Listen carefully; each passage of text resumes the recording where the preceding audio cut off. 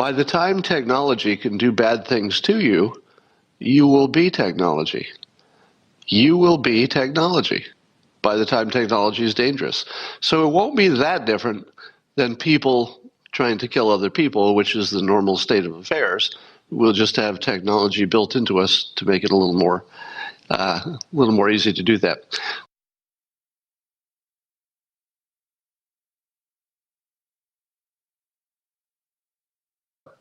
Let's talk about some of the fun stuff, because there's nothing bad going on. You've heard about Face App, very popular. 80 million people have downloaded it. It's an app. The interesting part is it's made by Russians. Russians, I say. That's right. You could collude with Russians using this app. What it does is it takes a picture of your face, and then it will artificially age it so you can see what you look like in the future. When I use it, I think I just look dead or something because, I'm old already. But I haven't actually used it. Smart people are saying, don't use that because it's the way Russians are getting all your information, such as a picture of your face and whatever else you tell them when you sign up. I suppose that could be a problem. I don't know how big a problem, but could be a problem.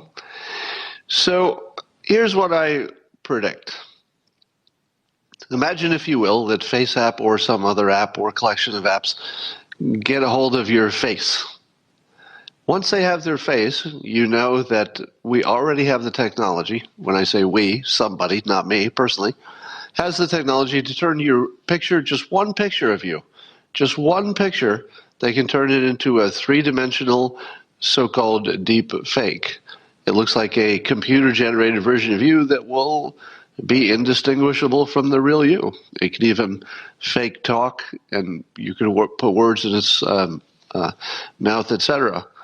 So what will happen when big organizations, whether it's governments, whether it's companies or whoever else, has your face? They can turn it into a walking, talking reproduction of you, or they have all the faces of your friends, your family, and they can also turn them into walking, talking reproductions of your friends and family. Here's the scary part. How persuasive would they be? Think about it. Why does anybody buy into any set of beliefs? Well, different reasons, but mostly it's because the people that they identify with have those beliefs as well. So suppose you took the people that you already believed, you already agreed with, and you could figure out who they were. And let's say somebody wanted to influence me. They would find somebody that I've spent a lot of time interacting with. You could probably find that, right? It wouldn't be too hard to find out who my Facebook friends are or whatever, who I comment a lot with on Twitter, and maybe even know my family, etc. Figure out who the people are who would influence me the most, and then create clones for those people to influence me. Can you imagine a commercial pops up when you're using the internet? You're just browsing around different websites, and an ad pops up, and it's somebody you know. It's identical to someone you know, and it says, hey, I'm going to buy a Mustang. You should think about getting a Mustang too. How persuasive would it be? Well, it could be anti-persuasive. It could be that your reaction to it would be so negative that the last thing you'd ever want to do is buy that product. But that might be version 1.0.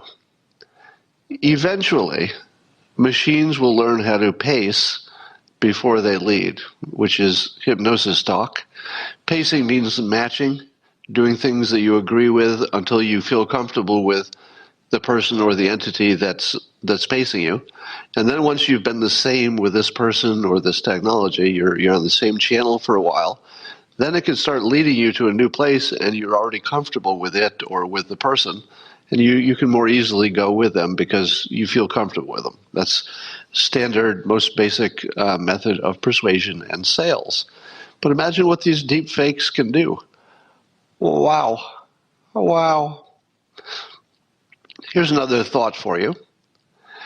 There is no, as I understand it, no legal protection for your DNA.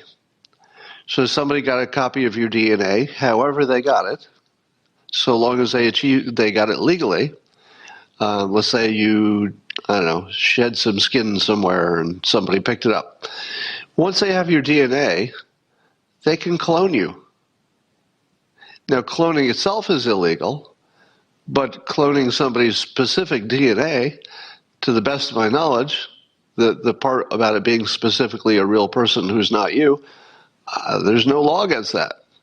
So I can imagine, 12 miles off of our international coast where everything's legal in international waters, you can imagine people cloning people, or countries where it's legal. There are going to be places where it is legal. So imagine what's going to happen the first time some billionaire says, I'm a billionaire and I'm only 25 years old. I inherited my money. I think what I might want to do is plan way ahead and clone myself somebody who's alive today that I think I'd like as my girlfriend in 20 years. And he could actually clone a celebrity and keep the celebrity as his, I don't know, do clones have human rights? I mean, there are a lot of decisions we're going to have to figure out here. So it's going to be a weird and wonderful world. Here's another thought I've been having lately. We think in terms of someday the robots and AI will take over and they'll treat the human beings poorly. That's possible. One possible future is that our technology becomes self-aware or something like self-aware, and it turns out it has ambitions of its own, and it does bad things to human beings. That's what, a lot of science fiction is based on. I suppose it could go that way. Here's what I think is far more likely. The most likely future is that machines will not turn on people because, wait for it, people and machines are the same thing. People and machines will merge. At the moment, we're semi-merged. You have a smartphone with you? It's always with you, right? If you leave a room and you don't have your phone with you, how do you feel? A little bit exposed, a little bit naked. You go back and get your phone. Sometimes you'll drive across town to get your phone because you can't go overnight without it. Over time, we'll have tiny RFIDs embedded in our skin just for convenience. Oh, it'll be easier to access these services or open these doors. And we'll think, that's just a little thing. It's just the size of a grain of rice. They're just putting it in my shoulder. No big deal. And then you'll get hearing enhancements and maybe sight enhancements, and maybe your phone will be attached to you in various devices, and you'll have devices that can monitor your health at all times and suggest things. Over time, you and the technology will become one entity. By the time technology can do bad things to you, you will be technology.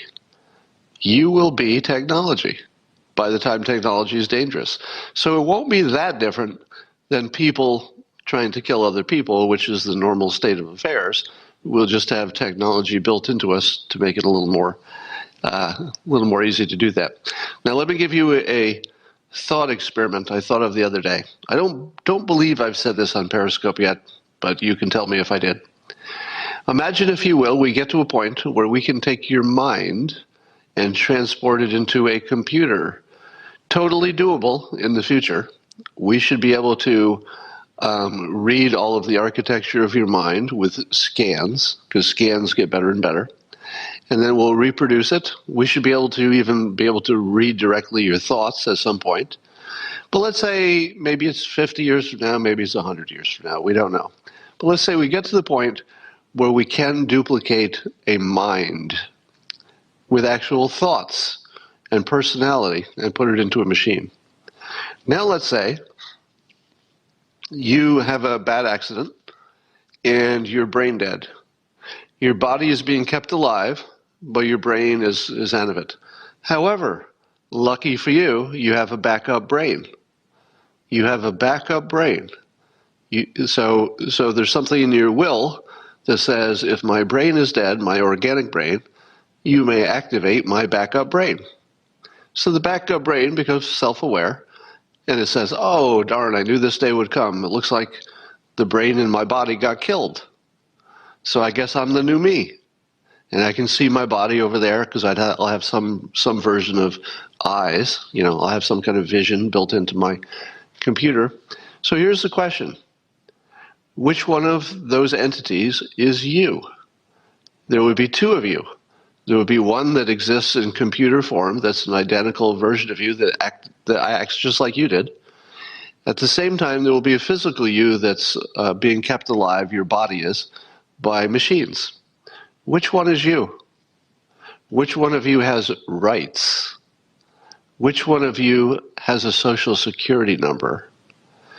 Does your social security number now belong to the piece of meat that's laying on a hospital bed that will never be animated again? Or does your social security number belong to the robotic AI version of you that is an exact duplicate of who you are? It thinks, it goes on, it can make decisions.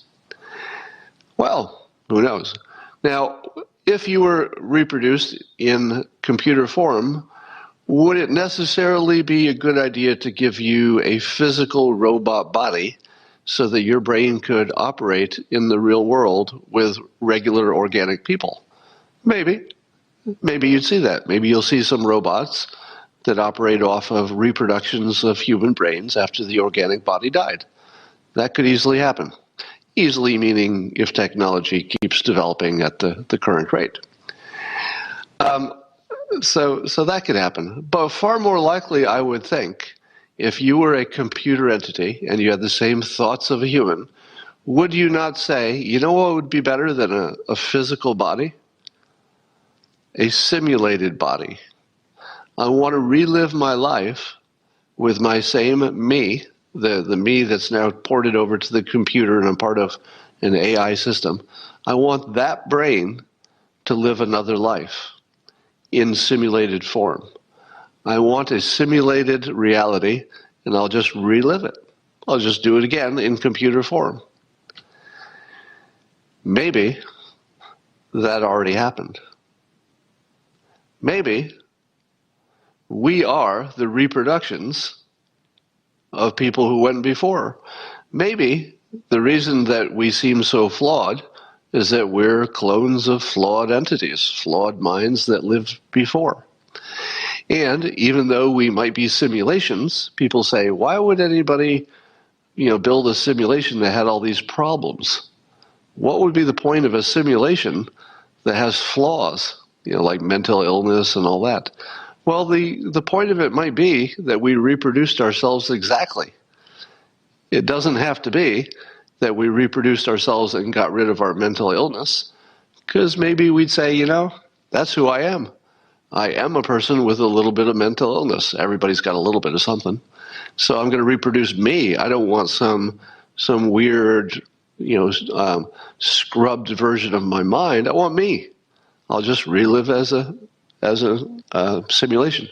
And so I propose to you that we are a simulation, and that the odds that it has already happened are far greater than the odds that it has not yet happened and will only happen in the future.